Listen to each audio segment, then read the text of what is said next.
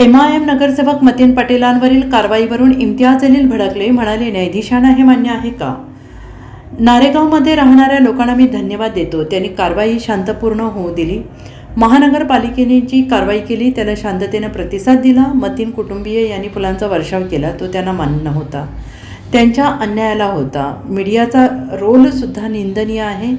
आपली राजकीय पोळी भाजण्यासाठी हे कृत्य केलेलं आहे. माझा कोर्टाला देखील प्रश्न आहे. मतीन यांच्या वकिलांनी 15 दिवसांची मुदत मागितली होती. मनपा प्रशासनाच्या वकिलांनी 7 दिवसाचा वेळ देतो म्हणून कोर्टात सांगितलं होतं आणि मग अशी घाई होती की 24 तासात घर पाडण्यात आलं, असा संतप्त सवाल करत MIM पक्षाचे माजी खासदार आणि नेते इम्तियाज जलील यांनी उपस्थित केलं आहे. छत्रपती संभाजीनगरमध्ये MIM नगरसेवक मतीन पटेल यांचे घर आणि कार्यालय आज बुधवारी सकाळी बुलडोझरने पाडण्यात आले आणि ही कारवाई महानगरपालिकेने अनधिकृत बांधकामाच्या प्रकरणात केली आहे.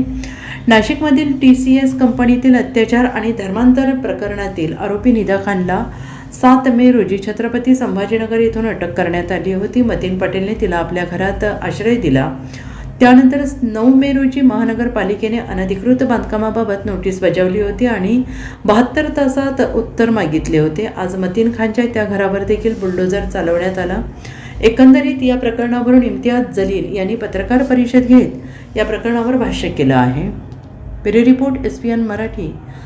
हे सुप्रीम कोर्टाचे चीफ जस्टिस RS गवई जेव्हा हे प्रकरण कोर्टामध्ये गेलं होतं तर हायकोर्टाला हे माहित नाही आहे का की सुप्रीम कोर्टाने हे निर्णय दिलेला आहे आणि इतकं क्लिअर ऑब्झर्वेशन्स आहे त्याच्यामध्ये. मग हे या राज्यामध्ये काय गुंडाराज सुरू आहे का? आहे गुंडाराज सुरू. कोणीतरी पालकमंत्री बसतो, कोणीतरी नेता जाऊन मागणी करतो, कोणीतरी हे म्हणतो की आम्ही JCB ला स्वतः घेऊन जाऊन हे पाडू करके. हे गुंडाराज नाही आहे तर काय आहे? तिथे काय विरोध केलं नसतं का लोकांनी? मी नाही गेलो असतं रात्री 2 वाजता तर लोक विरोध करणार होते. मी त्यांना एकच गोष्ट सांगितली होती की तुमचं घर पाडण्यासाठी ते येत आहे, ते घर पुन्हा बांधण्याची जबाबदारी आम्ही घेणार. ते घर आम्ही बांधून देणार आणि आम्ही म्हणजे या देशामध्ये जे आज ये गुंडा राज पासून जे लोक त्रस्त झालेले आहे, हैराण झालेले आहे, हे सगळ्यांची जबाबदारी आहे. लोकांनी कॉन्ट्रीब्यूट करेल, आम्ही कॉन्ट्रीब्यूट करणार, आम्ही स्वतः कॉन्ट्रीब्यूट करणार आहे. ज्यांच्याकडे 10 रुपये आहे तर 10 रुपये कॉन्ट्रीब्यूट करतील.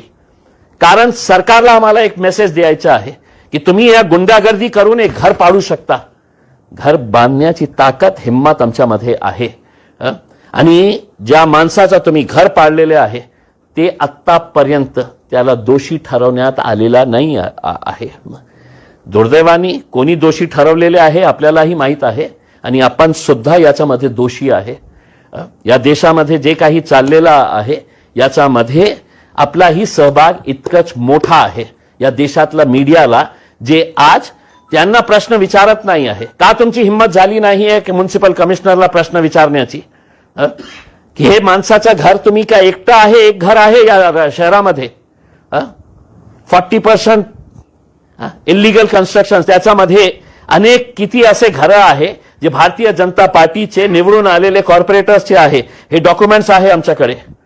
आज जाणार आम्ही महानगरपालिकेच्या आयुक्तांना हे दाखवणार आहे की तुम्ही लिहिलेले आहे या डॉक्युमेंटमध्ये की हे इलिगल कन्स्ट्रक्शन आहे, त्या कॉर्पोरेटरची सदस्यता रद्द करा, हे तुम्ही लिहिलेले आहे.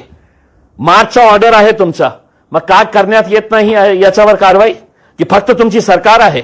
मग या देशामध्ये या राज्यामध्ये 2 कायदे आहे की इम्तियाज जलीलसाठी वेगळा कायदा आहे आणि ह्या भारतीय जनता पार्टीचे किंवा शिवसेनेचे लोकांसाठी वेगळा कायदा आहे? असं होऊ शकत नाही. पण तुमच्यामध्ये हिंमत नसेल तर आमच्यामध्ये हिंमत आहे, आम्ही जाऊन हे प्रश्न विचारणार आहे. छत्रपती संभाजीनगर.